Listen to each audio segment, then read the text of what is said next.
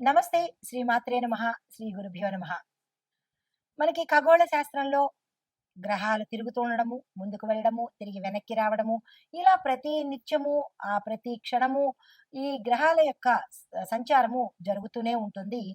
ఆ క్రమంలోనే మనకి ఇప్పుడు మే నెలలో 14వ తారీఖున రాత్రి 10:36 నుంచి అక్టోబరు 18 సాయంత్రం 7:36 వరకు అనగా May, June, July, August, September, October అనగా 6 నెలల పాటు గురువు తన వక్ర స్థితిలో మిథున రాశిలో సంచారం చేస్తున్నాడనమాట.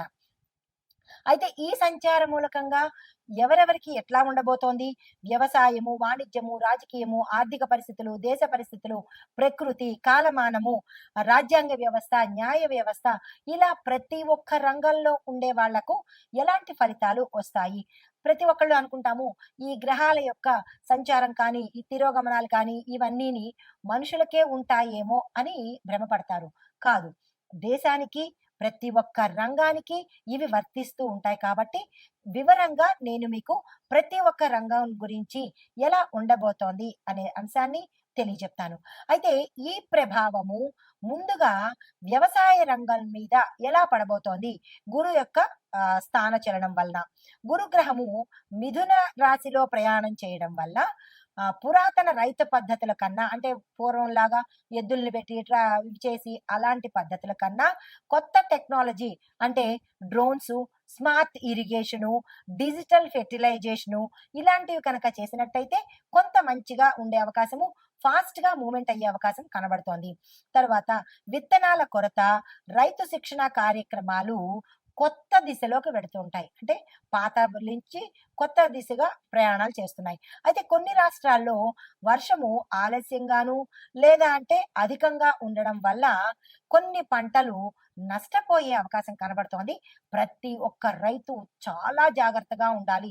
2025లో తీవ్రమైన పరిణామాలు ఎక్కువగా చోటు చేసుకుంటున్నాయి. అది గ్రహాల వల్ల కావచ్చు, మానవ తప్పిదాల వల్ల కావచ్చు. మనుషులు తప్పు చేస్తేనే గ్రహాలు ప్రకోపిస్తాయి. కాబట్టి ప్రతి మనిషి జాగ్రత్తగా ఉండడం నేర్చుకోవాలి. అయితే ఇక్కడ ముఖ్యంగా రైతులు చేయవలసిన పని ఏంటంటే ఈ సమయాన్ని దృష్టిలో పెట్టుకుని అప్రమత్తంగా ఉండే ప్రయత్నం చేసుకోండి. ధాన్యాలు, పప్పు ధాన్యాలు, పండ్ల యొక్క సాగు, పూలు పండించడము ఇలాంటి వాటిల్లో మీకు విశేషమైన లాభాలు వస్తాయి కాబట్టి అది ఎక్కడ అనుకూలంగా ఉంటుంది అనేది ప్రతి ఒక్క రైతు చూసుకొని ఆ ప్రయత్నాలు చేసుకోండి. అయితే విత్తనాల ధరలు ఎక్కువగా పెరగడం వల్ల రైతులకు నష్టాలు వచ్చే అవకాశం ఎక్కువగా కనబడుతోంది. దానికి తగినట్టుగా ప్రభుత్వం కానీ సహాయం చేయండి, లేదంటే వ్యాపారస్తులే కొంత సహాయం చేసినట్టయితే ఆ రైతన్న పంట పండించి మన కడుపులు నింపుతాడు కాబట్టి అంత ఎక్కువగా రేటు పెట్టకుండా వారికి అనుకూలమైన రేటును వ్యాపారస్తులు ఇవ్వండి. అయితే ప్రభుత్వం నష్టపరిహార ప్యాకేజీలు కూడా మీ రైతుల కోసం చేసే అవకాశం కనబడుతోంది. అవి అందిపుచ్చుకునే ప్రయత్నం చేసుకోండి. అయితే మీకు చెప్పదగిన ఉపాయం ఏమిటంటే నల్ల గోధుమ విత్తనాలను ఈ నల్ల గోధుమ విత్తనాలతో ఎక్కువగా బృహస్పతిని, అంటే గురువుని ఎక్కువగా పూజ చేయండి. జనరల్‌గా అమ్మవారిని పూజ చేస్తాము, భూమాతను పూజ చేస్తాము. దీనితో పాటుగా గురుగ్రహాన్ని కూడా ప్రతి ఒక్క రైతు పూజ చేసినట్టయితే కనుక ఆ స్వామి పూజ చేసుకొని మీరు సాగు ప్రారంభిస్తే నష్టాలు లేకుండా అనుగ్రహిస్తాడు. అయితే వాణిజ్య, ఆర్థిక రంగం ఎలా ఉండబోతోంది? బిజినెస్ అండ్ ఫైనాన్స్ వాళ్ళకి చూసినట్టయితే గురువు మిథున రాశిలో సంచారం చేస్తుండడం వల్ల, మిథున రాశిలో ఉండడం వల్ల వాణిజ్య సంబంధాలు, మరీ ముఖ్యంగా ఎక్స్‌పోర్ట్, ఇంపోర్ట్ రంగాలు చాలా ఆశాజనకంగా ఉండబోతున్నాయి. దీంతో పాటు డిజిటల్ వ్యాపారాలు, ecommerce, logistics, edutech, health tech ఇలాంటి రంగాల్లో పెట్టుబడులు ప్రవాహంగా వచ్చి పడతాయి. అయితే స్టాక్ మార్కెట్లు ఈ హెచ్చుతగ్గుల మధ్య కొంత మళ్ళా అదే స్థితిలో కొనసాగే అవకాశం కూడా కనబడుతోంది. మరీ ముఖ్యంగా ఇన్ఫర్మేషన్ టెక్నాలజీ, ఫైనాన్సు, ఫార్మా కంపెనీలకు చాలా లాభదాయకంగా ఉండబోతోంది. బి అంటే బిట్‌కాయిను, క్రిప్టో కరెన్సీ వంటి అసాధారణ పెట్టుబడులు కనుక పెట్టేటట్టయితే చాలా జాగ్రత్తలు తీసుకోండి. రూపాయి పెడితే కోట్లొస్తున్నాయంటే దాని వెనకాల ఏదో ఉంటుంది గదా! దాన్ని చూసుకోండి. సామాన్యమైన పెట్టుబడులు వేరు. ఇలాంటి ఆహ్, అసాధ్యమైన పెట్టుబడులు వేరు, జాగ్రత్తలు తీసుకోండి.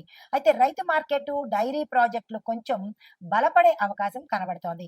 అయితే ఉపాయం ఏంటంటే ప్రతి గురువారము అంటే ఈ వ్యాపారస్తులు గాని, రైతులు గాని ప్రతి గురువారము పసుపును, గోధుమలను దానంగా ఇచ్చుకునే ప్రయత్నం చేసుకోండి. ఇది వ్యక్తిగతం కదా, దేశం కాదు కాబట్టి మీరు మీ ప్రయత్నాలు తప్పనిసరిగా చేసుకోండి. అయితే రాజకీయ పరిణామాలు ఎలా ఉన్నాయంటే పాలిటిక్స్ వైపు పక్షపాత రాజకీయం ఎక్కువగా వృద్ధిలోకి వచ్చేస్తుంది. దీంతో పాటు ప్రజల్లో విచారణ స్వభావము, నాయకత్వ నిరీక్షణ ఎక్కువగా చేస్తూ ఉంటారు ప్రజలు. మధ్యంతర ఎన్నికలు సంభవించే అవకాశం కూడా సూచనప్రాయంగా గోచరిస్తున్నాయి. కొన్ని రాష్ట్రాల్లో గవర్నర్ పరిపాలన కూడా వచ్చేటట్టుగా కనబడుతోంది. 5 రాష్ట్రాల రాజకీయాలు అనగా ఉత్తరప్రదేశ్, పశ్చిమ బెంగాల్, తమిళనాడు, కర్ణాటక, మహారాష్ట్ర అవి కీలకంగా మారే అవకాశం కూడా ఇక్కడ కనబడుతోంది. నూతన రాజకీయ నాయకులు యువత మీద ఎక్కువగా ప్రభావం పడి వారి నాయకత్వము పెరిగే అవకాశం కనబడుతోంది. జాతీయ వేతన సంఘము ఆటోమేషన్ పై చట్టాలు తీసుకొచ్చే అవకాశము, దానితో పాటు సమాజ సేవా రంగాల మీద కూడా మార్గదర్శకాలు అంటే ఒక గైడ్ లైన్స్ ఇచ్చే అవకాశాలు కూడా ఇక్కడ కనబడుతున్నాయి. అయితే దీనికి ఆ ఉపాయము అనేది ఏమీ లేదు కానీ దేశం కోసం మనమే ప్రార్థన కానీ దైవాన్ని పూజించడం కానీ దేశం కోసం చేసినట్టయితే కొంత సానుకూలం ఉంటుంది. అయితే దేశ పరిస్థితులు చూసినట్టయితే ఎలా ఉన్నాయంటే ఇండియా స్పెసిఫిక్ ఎలా ఉంటుందంటే గురువు బుధ స్థానంలో సంచరించడం వల్ల, బుధ స్థానం అంటే మిథున రాశి అన్నమాట.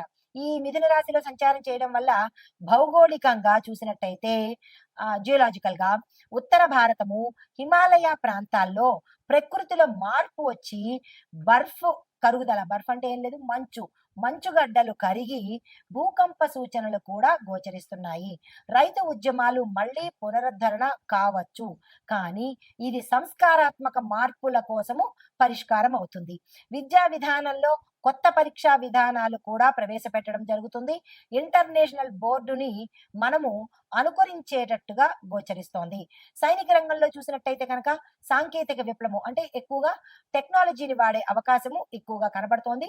డ్రోన్ ఆధారిత మానిటరింగ్ కూడా జరిగే అవకాశాలు గోచరిస్తున్నాయి. అయితే రక్షణ విభాగాన్ని కనుక చూసినట్టయితే పెద్ద బడ్జెట్ పెట్టుబడులు లభించే అవకాశం కూడా ఇక్కడ కనబడుతోంది. అయితే కాలమాన పరిస్థితులు ఇందాకటి నుంచి అవి చూసాము. ఇప్పుడు కాలం ఎలా ఉండబోతోంది వాతావరణం అంటే కనుక వర్షపాతము నైరుతి ఋతుపవనాలు అంటే సౌత్ వెస్ట్ మాన్సూన్స్ నెమ్మదిగా ప్రవేశించి జూన్ మధ్య నుంచి సెప్టెంబర్ వరకు ఉధృతంగా ఉండబోతున్నాయి. అయితే గుళిక స్థితిలో ఉన్న గురువు కొన్ని ప్రాంతాల్లో మితంగా కానీ మరికొన్ని ప్రాంతాల్లో మోస్తరు నుంచి అధిక మోస్తరుగా వర్షాలు పడే అవకాశము ఎక్కువగా కనబడుతోంది. దీంతో పాటు ప్రధానంగా తెలంగాణ, కోస్తా ఆంధ్ర, కర్ణాటక, ఒరిస్సా, మధ్యప్రదేశ్, బీహార్లో వర్షాలు ఎక్కువగా పడే అవకాశము, తీవ్రమైన అతివృష్టి కలిగేటట్టుగా, తుఫాన్లు కలిగేటట్టుగా గోచరిస్తోంది. అయితే తరువాత వెచ్చని వాతావరణము అనగా మే జూన్లో నార్త్ ఇండియా, రాజస్థాను, ఉత్తరప్రదేశ్, ఢిల్లీ ప్రాంతాల్లో తీవ్రమైన ఎండలు, విపరీతమైన ఎండలు, సెంటీగ్రేడ్స్ పెరిగిపోయేటట్టుగా గోచరిస్తోంది. హిట్ వేవ్స్ అంటే హాట్ వేవ్స్ ఉంటాయి కదా, అంటే వేడి గాలులు పెరిగే అవకాశం కూడా చాలా ఎక్కువగా కనబడుతోంది. అక్కడి ప్రజలు జాగ్రత్తలు తీసుకోండి. తరువాత తుఫాన్ల దగ్గరికి వచ్చేటప్పటికి బంగాళాఖాత ప్రభావము మే, జూన్ అండ్ అక్టోబర్, మే జూన్లలోను మరలా అక్టోబర్లో మధ్య బంగాళాఖాతంలో తుఫాన్లు ఏర్పడే అవకాశము చాలా ఎక్కువగా కనపడుతోంది. ఇవి కూడా చాలా తీవ్రంగా ఉండబోతున్నాయి. తర్వాత కనుమరుగయ్యే కొన్ని తుఫాన్లు అలా వచ్చి అలా వెళ్ళిపోతుంటాయి. దానివల్ల పెద్ద ఇబ్బందులు కనబడవు. కొన్ని మార్గాలు దాటుకుంటూ తీరాన్ని దాటేస్తాయి కాబట్టి ఇబ్బంది పడాల్సిన పని లేదు. తర్వాత మంచు తుఫానులు, మంచు కరగడాలు ఇలాంటివి జరిగి విపరీతమైన సమస్యలు సృష్టించే అవకాశము ఎక్కువగా కనబడుతోంది. అది నార్త్ ఇండియా సైడు, హిమాలయాల సైడు ఇవి ఎక్కువగా గోచరిస్తున్నాయి. అక్కడి ప్రాంతం ప్రజలు జాగ్రత్తలు తీసుకోండి. తర్వాత ప్రకృతి విపత్తులు ఏంటంటే కనుక ఆగస్టు, సెప్టెంబర్ సమయంలో పలు రాష్ట్రాల్లో వర్షాలు ఎక్కువగా పడి వరదల్లో ఎక్కువగా వచ్చేటట్టుగా కనబడుతోంది. లోతట్టు ప్రాంత ప్రజలు ఇప్పటి నుంచే జాగ్రత్తలు తీసుకోండి. కనీసం 3, 4 రాష్ట్రాల్లో విస్తృతంగా భారీ వర్షాలు, అతి భారీ వర్షాలు, నీటి ముంపు, నదులు పొంగి పొర్లిపోయే అవకాశాలు కూడా గోచరిస్తున్నాయి. ముందస్తు చర్యలు తప్పనిసరిగా తీసుకోండి. దీంతో పాటు కొన్ని చోట్ల రాళ్లు దొర్లిపడి రహదారులు మూసుకుపోయే అవకాశం కూడా ఇక్కడ కనబడుతోంది. జాగ్రత్తలు తప్పనిసరిగా తీసుకోండి. తదుపరి రాశి ధనస్సు రాశి. ఈ ధనస్సు రాశిలో గురు సంచారం వల్ల విద్యార్థులకు విజ్ఞానపరంగా చాలా సక్సెస్ సాధిస్తారు. ఆధ్యాత్మిక విషయాల మీద కూడా వీరికి ఆసక్తి పెరుగుతుంది. మెంటల్ ఫోకస్ వీళ్ళు చాలా ఎక్కువగా చేసుకోవాలి. నిరాశ పడకండి. తర్వాత ఉద్యోగస్తులు కనుక చూసినట్టయితే ప్రభుత్వ రంగాల్లో ఉన్న వారికి ఇది ప్రోత్సాహకరమైన కాలము. ఖాతాల నిర్వహణ మీద బాధ్యతలు పెరిగే అవకాశం కూడా ఇక్కడ కనబడుతోంది. వ్యాపారస్తులకు చూసుకున్నట్టయితే ట్రాన్స్పోర్ట్, రిటైల్ వ్యాపారస్తులకు ఇది చక్కని లాభదాయకమైన సమయము. విద్యారంగంలో పెట్టుబడులు ఎవరైనా పెట్టాలని అనుకుంటే కూడా ఇది చాలా చక్కని సమయము. ఆ దిశగా ప్రయత్నాలు చేసుకోండి. ఆరోగ్యం పరంగా చూసుకున్నట్టయితే పేగులకు సంబంధించి, జీర్ణ వ్యవస్థకు సంబంధించిన సమస్యలు ఎక్కువగా వచ్చే అవకాశం కనబడుతోంది. సూర్య నమస్కారాలు తప్పనిసరిగా చేసుకోండి. వ్యవసాయదారులకు చూసుకున్నట్టయితే కూరగాయలు, పళ్ళ సాగుకు ఇది మంచి సమయము. కాబట్టి ఆ ప్రయత్నం చేసడంతో పాటు మీ యొక్క పంటకు మార్కెట్ ధరలు కూడా విశేషంగా లభిస్తాయి. ఆ ప్రయత్నం చూసుకోండి. అయితే కుటుంబపరంగా చూసినట్టయితే కనుక సంతాన సంబంధిత విషయాల్లో మీకు పేరు ప్రఖ్యాతలు రావడము, సంతోషకరమైన వార్తలు వినడము జరుగుతుంది. కొంతమంది మీ ఇంట్లో పెద్దవాళ్ళు ఉంటే వాళ్ళ యొక్క అభిప్రాయాలతో మీకు ఉపశమనం కలిగే అవకాశము, ఎటూ తేల్చుకోలేని పరిస్థితి నుంచి వారి సలహా మీకు మంచి జరిగే అవకాశం కనబడుతోంది.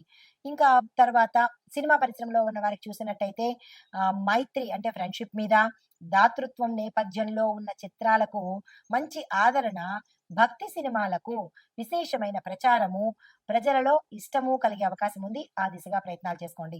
అయితే మీకు చెప్పదగిన సూచనలు ఓం శ్రీ బృహస్పతియే నమః అనే మంత్రాన్ని 108 సార్లు జపం చేసుకోండి. పసుపు గంధము దానంగా ఇచ్చుకునేటట్టుగా ప్రయత్నం చేసుకోండి. దీనితో పాటు దత్తాత్రేయ స్వామి వారి ఆలయ దర్శనం చేసుకోండి. విద్యార్థులకు నోట్ బుక్స్ ను దానంగా ఇచ్చే ప్రయత్నం చేసినట్టయితే గురు అనుగ్రహం చాలా కలుగుతుంది. ఇది ఈ రాశిలో ఉండే వారికి చెప్పదగిన గోచారరీత్యా ఫలితాలు, పరిహారాలు, సూచనలు. అయితే ఓవరాల్ గా కంక్లూజన్ ఏంటంటే సమగ్ర విశ్లేషణ. మొదటిది, వ్యవసాయ వర్షాభావ ప్రాంతాలలో ముందుగా గుర్తించి విత్తనాలను జాగ్రత్తగా నాటుకోండి. రెండవది, వీధి వ్యాపారులు, భవన నిర్మాణ వ్యాపారులు వర్షాల తాకిడికి రక్షణ కోసము మీరు ముందుగా జాగ్రత్త చర్యలు తీసుకోండి. నెంబర్ 3, ప్రయాణికులు వర్షాకాలంలో తుఫానుకు లోనయ్యే ప్రాంతాలకు ప్రయాణం చేయకుండా జాగ్రత్తలు తీసుకోండి. నాలుగోది, ప్రభుత్వము NDRF అంటే నేషనల్ డిజాస్టర్ రెస్పాన్స్ ఫోర్స్ వీళ్ళు ప్రమాద నిర్వహణ శాఖలకు విధి నిర్వహణలు అప్పజెప్పి వాటిని జాగ్రత్తగా అప్రమత్తంగా ఉండి ప్రజలకు న్యాయం చేసేటట్టుగా ప్రవర్తించేటట్టుగా మీరు ఏర్పాట్లు ప్రభుత్వం తీసుకోండి.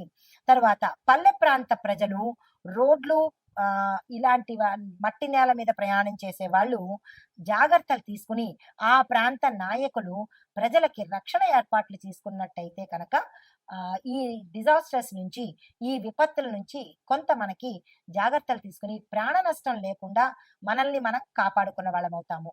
నమస్తే.